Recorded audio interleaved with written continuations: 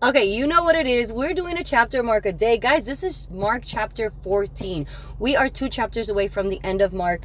And this is what goes down. All right, the Last Supper. It is Jesus telling his disciples what is about to go down. It's Peter denying that he will ever deny Christ. And of course he does. And it is Jesus getting arrested, ultimately ending in him before the chief priests, and all of the mistreatment starts to happen. I have to start with this though. At the beginning of the chapter, Jesus said himself, wherever the gospel is preached, people will know of this woman. So I got to mention her. All right. So this is the woman that comes in with the alabaster jar, the crazy woman where like the disciples were like, what is she doing taking the alabaster jar? That is so expensive. She literally could have sold it and gave to the poor. Jesus stops them right there and is like, nope, the poor you will always have, but me you will not have forever. And of course that's true, right?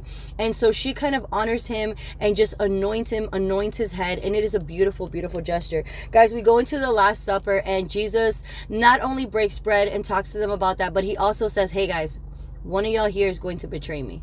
And like anybody would, who? And like, it's definitely not me. And then Peter takes it a step further and says like, I will give my life for you. I will stand with you.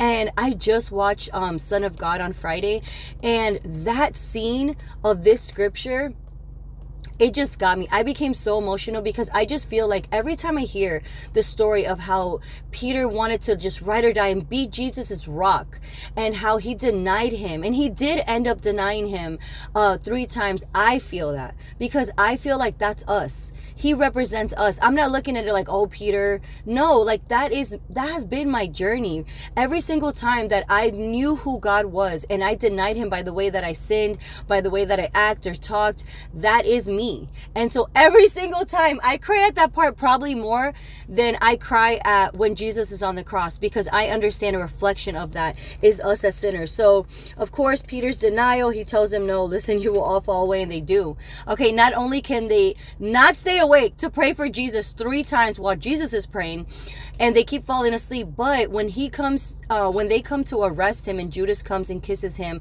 to show this is Jesus, arrest this guy, they all scatter, and they really all do fall away. And so he goes before the chief priests, and they're like, go ahead, say it, like, who are you, you know? And he just doesn't want to answer them. And finally he does, of course, answers them, and they are saying blasphemy, right? Because they just want him to say, are you the Son of Man, so that they can really make sure that he's arrested and killed. And he does ultimately say that. And like I said, Peter does deny Jesus. So we have 2 more chapters, guys. I hope you follow me along with it, but you got to get in this word.